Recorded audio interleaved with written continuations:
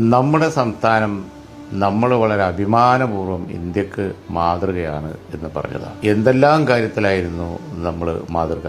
വിദ്യാഭ്യാസത്തിലും ശുചിത്വത്തിലും ആരോഗ്യ പരിപാലനത്തിലും അങ്ങനെ പലതിലും അതവിടെ നിൽക്കട്ടെ. അതിനേക്കാളൊക്കെ ഏറ്റവും പ്രധാനമായിരുന്നത് നമ്മൾ പരസ്പര സൗഹാർദ്ദത്തോടു കൂടി ജീവിക്കുന്ന കാര്യത്തിൽ ഇന്ത്യക്ക് മാതൃകയായിരുന്നു. പക്ഷേ ഇന്നിപ്പോൾ ആ മാതൃക പതുക്കെ ഇല്ലാതായിക്കൊണ്ടിരിക്കുകയല്ലേ.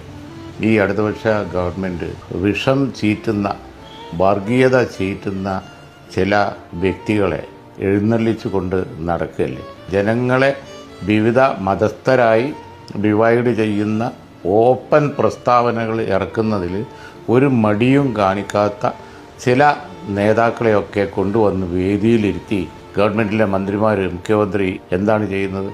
ഈ സമൂഹത്തെ ഡിവൈഡ് ചെയ്യുകയാണ്. പതുക്കെ നമ്മൾ അറിയാതെ ഇവിടെയും വർഗീയവൽക്കരിക്കുകയാണ്. അത് വലിയ അപകടമാണ്.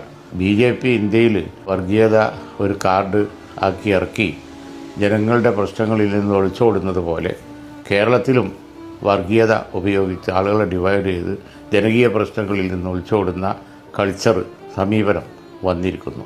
ഇതിനെതിരായി നമ്മൾ പ്രതികരിച്ചില്ല എങ്കിൽ കേരളവും മറ്റു സംസ്ഥാനങ്ങളിലൊക്കെ ഉണ്ടായ സംഭവവികാസങ്ങൾ അനുദിനം നടക്കുന്ന ഒരു സ്റ്റേറ്റായി മാറും. നമ്മുടെ ആളുകൾ പരസ്പരം വൈരാഗ്യത്തോടു കൂടി കാണുന്ന സ്ഥിതി വരും. അതില്ലാതാക്കാൻ വേണ്ടി ഈ തെരഞ്ഞെടുപ്പിൽ നമ്മൾ പ്രതികരിക്കേണ്ടതുണ്ട്. അടുത്ത അസംബ്ലി തെരഞ്ഞെടുപ്പോടുകൂടി ഇവിടുത്തെ സംവിധാനം മാറേണ്ടതുണ്ട്. അതിനുവേണ്ടി എല്ലാവരും ഒറ്റക്കെട്ടായി രംഗത്തിറങ്ങണമെന്നാണ് ഈ തെരഞ്ഞെടുപ്പ് വേളയിൽ പറയുന്നത്.